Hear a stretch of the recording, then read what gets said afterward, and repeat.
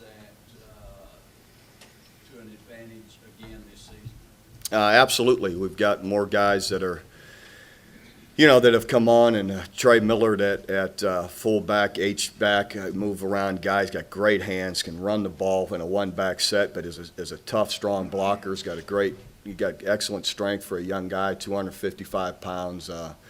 Is really doing good. And then, Austin Haywood has come on really as a tight end and doing a good job playing more. So we want to use those guys, definitely. And James Hanna has been a mainstay, and Trent Rattery played all of last year, all still there. So we want to be in those sets, at different times, sure. The last couple of years, you alternate the running backs pretty equally. What's your plans this year? Well, hopefully, with DeMarco to give him the bulk of it. We have to be smart. It's a long year. How many, carries he gets and touches out of the backfield, how much he's hit. So, we just have to gauge that from game to game. But we want him to have a bunch of touches, and then from there. But he's going to need same thing. If he's playing as hard as he's able to, he's going to need spelled, and we'll rotate some guys in there, and we'll see how those guys react. Moses Madu is not playing in the first game, so we'll see from there. Jeremy Calhoun and some of these young guys, what they're able to do. Brennan Clay, young guys, ready to play. Jonathan Miller, and we'll see who's hot, when they get their opportunity. Is that the order, Bob, that they would go in? Calhoun, Clay, Miller? I believe it'd be, Clay is going to play in some different spots, along with running back, so he might be in there in some different situations, and Jeremy Calhoun and then Jonathan Miller.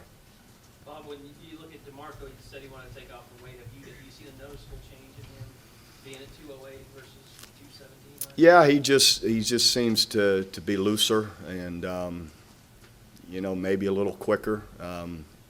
I've always thought he's been pretty quick, but I just think it's easier for him. Hopefully it'll help him some. Bob, on the kicking situation, is somebody clearly separating themselves, or is this basically a one-game issue?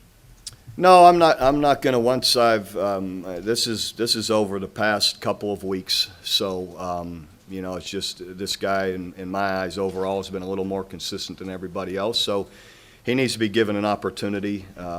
To keep it and improve with it, as opposed to, some knee-jerk reaction and change it every kick.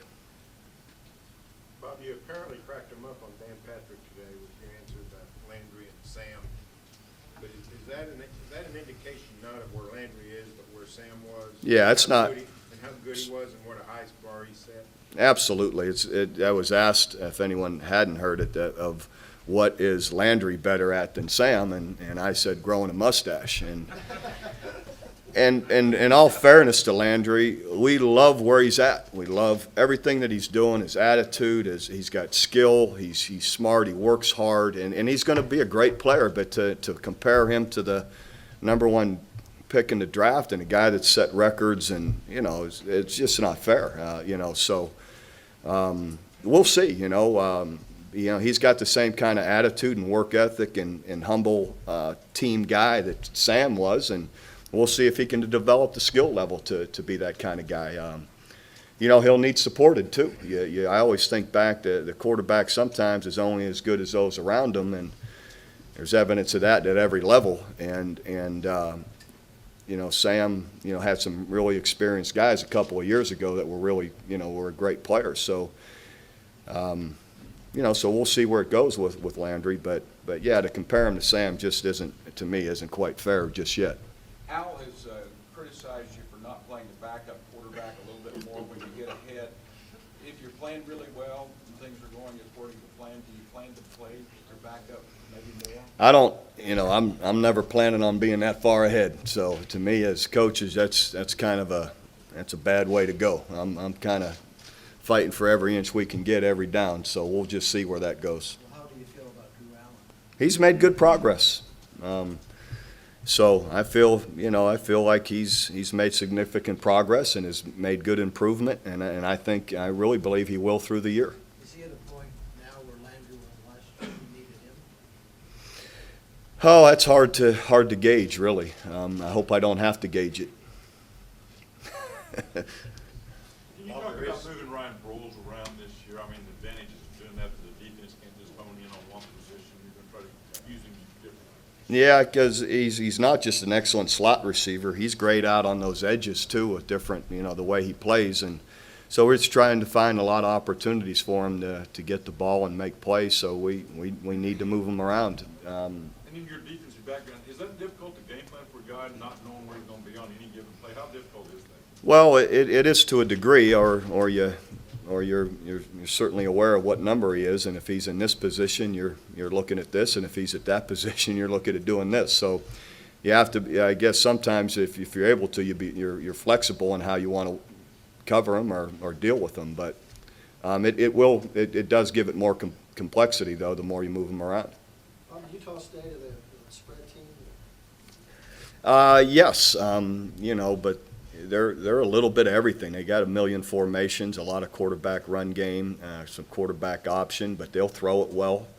So yeah, I would definitely in a spread category, and some really good speed receivers, but they do a good job running the football. So that's always a big factor for us in stopping someone. So that'll, even though they may be a spread attack, they're big on running the ball.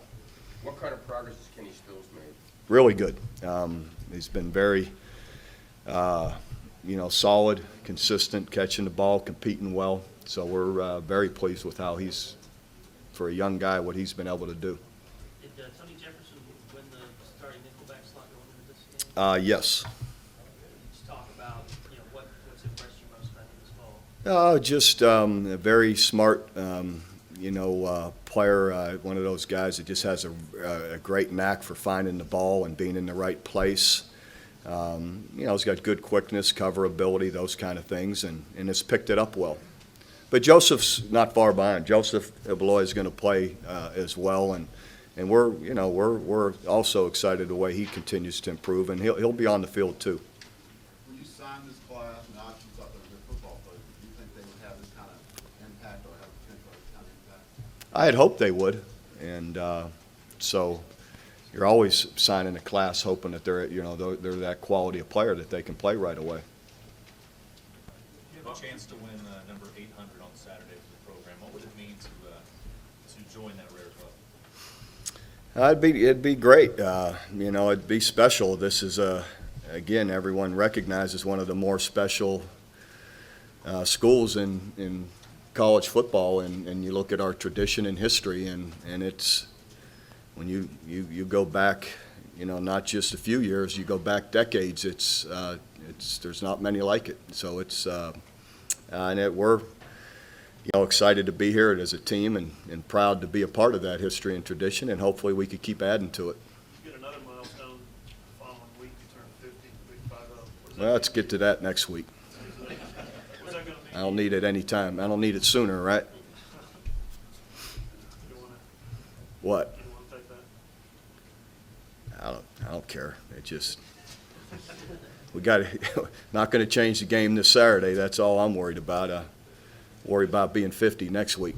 It's a pretty stressful profession, though, I guess is what I'm getting at. Sure it is. It's kind of a milestone for a lot of guys. Well, I'm not on at any milestones just yet. So Bob, do you feel like the strength of schedule component of BCS just won't happen? Is that why you're opposed to just saying you don't want to play tough non-conference schools anymore?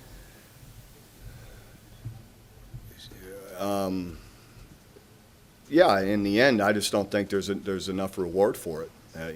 Let's face it. I mean, I think everyone's recognized that anymore. So I understand people say they pay attention to it, and to a certain degree they do. But I don't think it's to the degree that maybe should be. So in the end, I just don't feel the reward, the risk is worth the reward. Well, for instance, in 2000, teams got, awarded if they beat another team, but I think it was the top 10 BCS rankings. I mean, would you like to see them implement something, bring that back into the equation?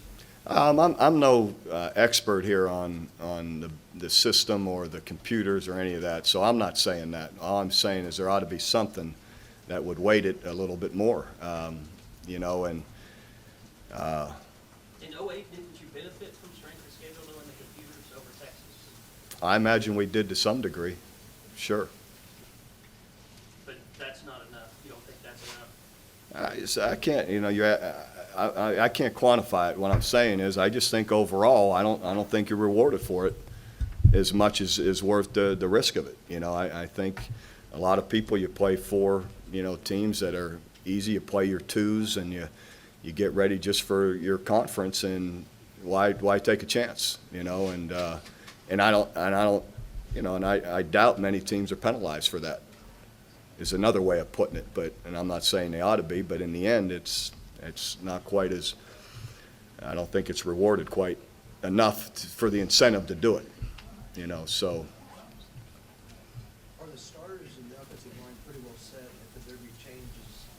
Are you pretty confident in those five? We are, but, you know, but they've got to play, and they've got to prove it on the field, and other guys, you know, there'll be other guys rotating and playing in there as well, and if they're playing better, they deserve the chance to start. So everything's always competitive that way, and you've got to earn it, you know, week to week with how you perform. Is the depth there, though, Yes, that it's wasn't last year? absolutely. There's a lot more players there that are in a position and ready to play. How has Ike made the transition from tight end over there? Gabe's done really well.